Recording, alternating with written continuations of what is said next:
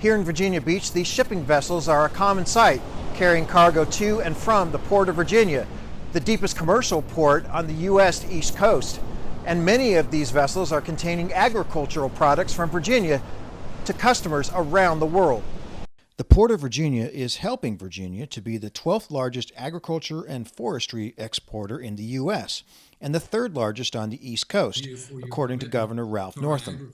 His remarks came at the Governor's Conference on Agricultural Trade this spring. The event was sponsored in part by the Virginia Farm Bureau Federation and was held virtually this year due to the pandemic.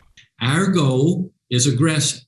Over the next 15 years, we'll expand Virginia's international trade output by nearly 50%. Under Northam's plan, Virginia would see an additional $18 billion a year in total export sales on top of the $36 billion in exports already on the books. Virginia farm products are a valuable part of those overseas sales. And according to the U.S. Department of Agriculture, the state's top international customer for farm products is currently China. Whether it's pork, soybeans, or tobacco, Beijing keeps buying Virginia agricultural products. Soybean farmer Alan Tignor wants to keep our relationship with China on solid ground.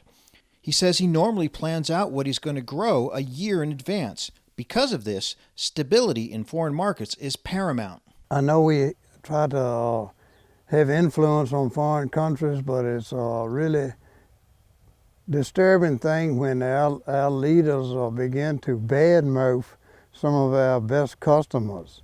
Tignor is cautiously looking forward to the U.S. possibly reviving the Trans-Pacific Partnership, or TPP, which would have lowered many barriers to trade between the United States and most Asian countries. Well, I would like to stay friendly with these countries that we are doing a lot of trade with, and also I would like to see us participate in some of the trade agreements that would be beneficial to us.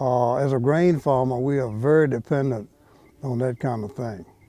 The benefits of a good trading relationship with Asia are clear. In Asia, we anticipate and expect in the next 15 years that there will be an increase of middle-class consumers by 3.5 billion people. As economies improve, as people begin to move up the socioeconomic ladder, more and more people in Asia are going to move from being low income to middle income. 3.5 billion middle-class consumers. That's 10 times the population of the United States. That's a lot of mouths to feed, and Virginia farmers are positioning themselves to help meet that demand. It's remarkable to fathom the amount of people that are there and what those people can consume. There's been a lot of anecdotal sayings around agriculture over the last 30 years about getting consumers in China up to what Westerners would consider Western standards, and whether that have to do with perishable products that they consumed for how they transport themselves, or the electronics that are perishable, not even to mention the food that they would consume if they ate anywhere near the level of an American. Robert Harper analyzes trade markets and trends for Virginia Farm Bureau members. There are several ongoing trade and political disputes that could slam the door shut to U.S. grain sales to China, as happened only a few years ago. That's why Harper says Virginia farmers should spread out their sales and not put all their hope in exports to one country. My advice is to prepare for a lot of volatility in price, and to prepare for that by making small incremental sales over a long period of time that's above your cost of production. Volatility is something that Virginia farmers have learned to factor into their business model. Unanticipated disruptions or black swan events like the COVID-19 pandemic, or even the most recent shipping incident in the Suez Canal, can create havoc in world trade markets. And those price fluctuations could hurt producers who already are having a tough time making a profit. There's all these ripple effects. The 100+ ships that were on both sides of the canal that were waiting to pass. One thing we saw last week through exporters who I speak with who deal in ocean-going freight rates, they saw many freight rates double last week, ocean-going freight rates, because of the anxiety over how long that canal would be impassable and how that would impact all those ships.